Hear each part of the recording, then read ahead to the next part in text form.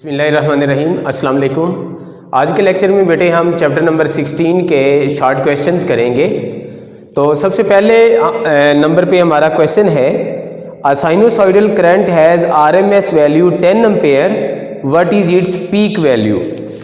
तो हमें RMS value दी हुई है, आई आरएमएस ये बराबर है 10 एम्पेयर और पीक वैल्यू हमने फाइंड करनी है। बहुत आसान क्वेश्चन है। हमने पढ़ा है आई आर एम एस बराबर होता है आई नॉट ओवर √2। तो फिर आई नॉट बराबर होगा √2 into I R M S.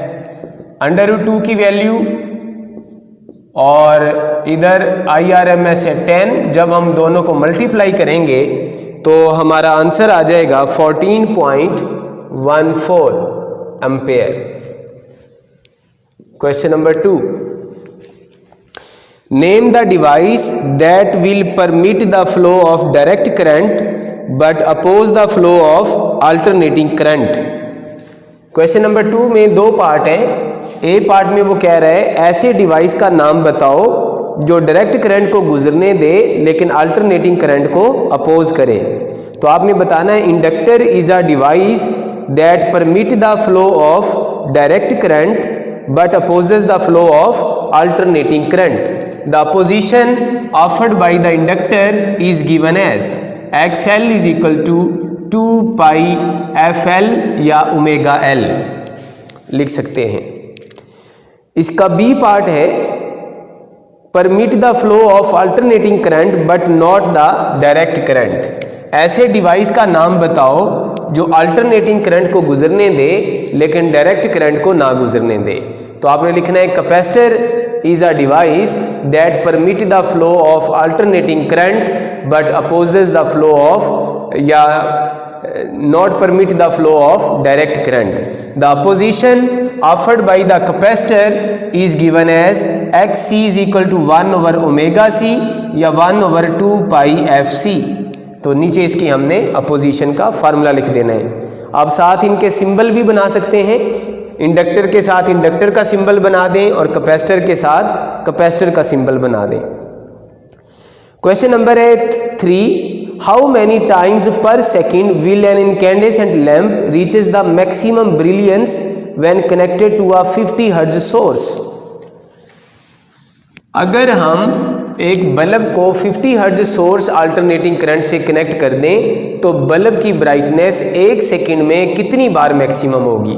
तो हमने पढ़ा है अल्टरनेटिंग करंट एक साइकिल के अंदर 2 टाइम्स मैक्सिमम होता है।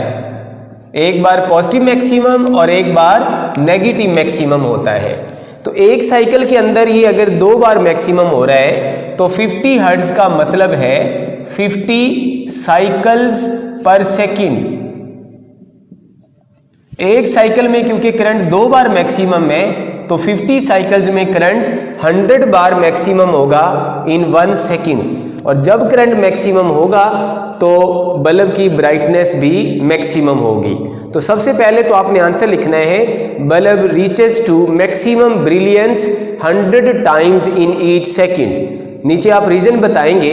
आपने बताना है alternating current reaches to maximum value twice in a cycle if it is connected to a 50 hertz source, then current reaches to maximum value 100 times in 1 second and thus the brilliance of the bulb will be maximum 100 times in 1 second. Next है हमारे पास question number 4, a circuit contain an iron core inductor, a switch and a DC source arranged in series. The switch is closed and after an interval reopened. Explain why a spark jumps across the switch contacts. कहता है आपके पास एक circuit है जिसमें iron core inductor और DC source और एक switch लगाया हुआ है सीरीज में। फर्ज करो ये एक आयरन कोर वाला इंडक्टर है। इंडक्टर जिसके अंदर आयरन कोर रखा हुआ है। आयरन कोर रखने से इसकी इंडक्टेंस वेरी लार्ज हो जाएगी। इसको सीरीज में लगा दिया है स्विच और डीसी सोर्स के साथ। अभी कहता है स्विच क्लोज है। थोड़ी देर के बाद जब हमने स्विच ओपन किया तो यहाँ स्पार्किंग पैदा हुई, ऐसा क्यों हुआ? तो आपने बताना है जब स्विच क्लोज्ड होगा तो मैक्सिमम करंट फ्लो करेगा, लेकिन जैसे ही हम स्विच ओपन करेंगे करंट मैक्सिमम वैल्यू से 0 हो जाएगा और यहाँ पे सडनली करंट में ज़बरदस्त चेंज आएगा। इसमें करंट चेंज होने की वजह से बहुत ज़्यादा ईएमएफ पैदा होगी और वो जो ईएमएफ होगी वो इस स्विच कॉन्टैक्ट में स्पार्किंग को पैदा करेगी। तो आपने बताना है when switch is closed maximum current is flowing through the circuit, when switch is reopened current suddenly drops to 0 due to large amount of rate of change of current. Large amount of EMF is induced in the circuit which produces the spark across the switch contacts. इसके बाद है हमारे पास question number 5, how does doubling the frequency affect the reactance of an inductor and capacitor? तो इसमें दो part है question number 5 में। ए part के अंदर अगर हम फ्रीक्वेंसी डबल कर दें तो रिएक्टेंस ऑफ इंडक्टर पे क्या असर होगा, और अगर हम फ्रीक्वेंसी डबल कर दें तो रिएक्टेंस ऑफ कैपेसिटर पे क्या असर होगा। तो सबसे पहले हम ए पार्ट का आंसर देंगे। आपने बताना if frequency is doubled then the reactance of inductor also doubled. इसके बाद आप ये स्टेटमेंट लिख के आप बोलेंगे the reactance of inductor is given as XL is equal to omega L, और ओमेगा की जगह हम लिख सकते हैं 2 pi FL। If frequency is doubled, if frequency is doubled और जो नई फ्रीक्वेंसी है वो पहले वाली फ्रीक्वेंसी से 2 टाइम है, तो फिर जो नई रिएक्टेंस बनेगी वो बनेगी 2 पाई F की जगह आ गया 2F इंटू L। इस 2 को अलग कर दो, ये बन गया 2 पाई F इंटू L। ये वाली पहले वाली रिएक्टेंस है तो ये बन गया 2 इंटू XL। तो हमने देखा जब हम फ्रीक्वेंसी डबल करते हैं तो इंडक्टर की रिएक्टेंस भी डबल हो जाती है। इसी तरह बी पार्ट में आप सॉल्व करेंगे। कैपेसिटर की रिएक्टेंस का फार्मूला होता है XC is equal to 1/2 pi FC। अगर फ्रीक्वेंसी डबल कर दें तो रिएक्टेंस ऑफ कैपेसिटर हाफ हो जाएगी। तो आपने लिखना है if frequency is doubled reactance of capacitor will become 1/2। Explanation में आप बताएंगे as we know reactance of capacitor is given as, ये फार्मूला लिख देंगे इफ फ्रीक्वेंसी इज डबल्ड और नई फ्रीक्वेंसी बराबर है 2F, तो नई रिएक्टेंस बनेगी 1/2 pi into 2F into C। तो 1/2 को सेपरेट कर दो, बाकी बचा 1/2 पाई FC। ये पहले वाली रिएक्टेंस है तो आंसर आ गया XC/2। नेक्स्ट है हमारे पास क्वेश्चन नंबर 6, कहते हैं in RL series circuit will the current lag और lead the voltage, illustrate your answer with the vector diagram. ये क्वेश्चन नंबर 6 है। आपने RL सीरीज सर्किट में वेक्टर डायग्राम के जरिए बताना है कि करंट लीड करेगा या वोल्टेज लीड करेगा। तो आपने यहां पर लिखना है in case of resistor voltage and current are in phase. तो इसका मतलब जिस तरफ वोल्टेज का वेक्टर होगा उसी तरफ करंट का वेक्टर होगा। इन case of capacitor current lead the voltage, in case of inductor voltage lead the current by phase angle 90 degree.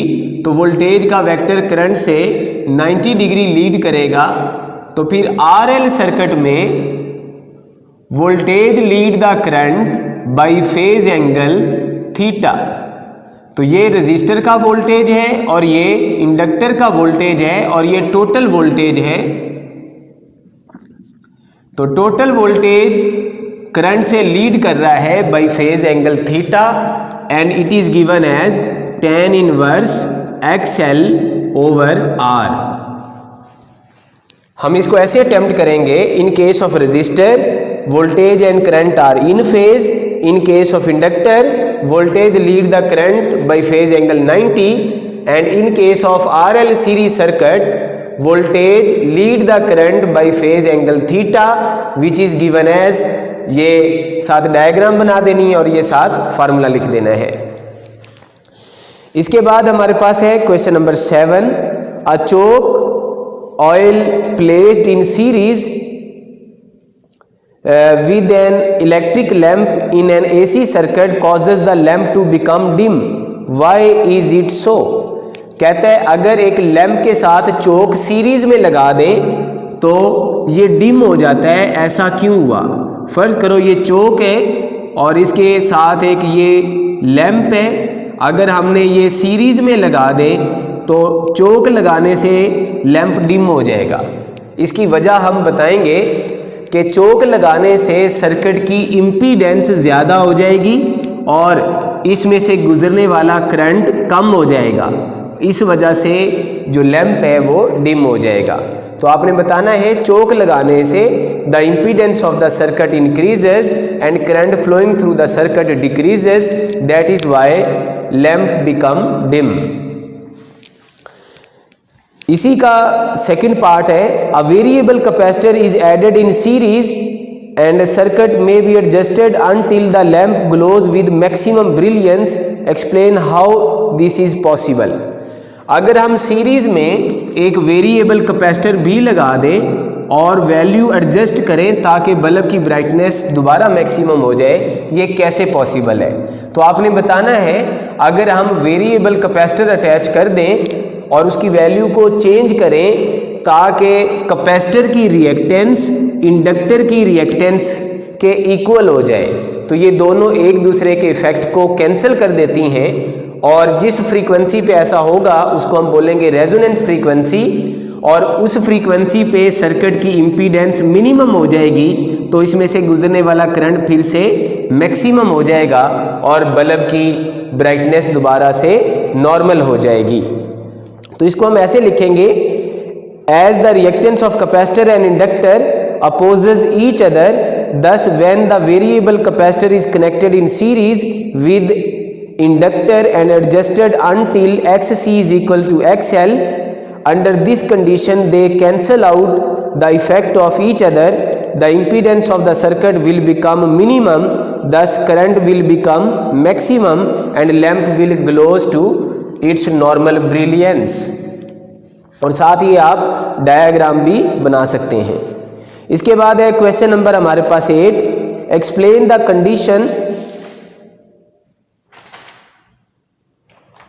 Sorry ये क्वेश्चन नंबर 6 तक सिलेबस है।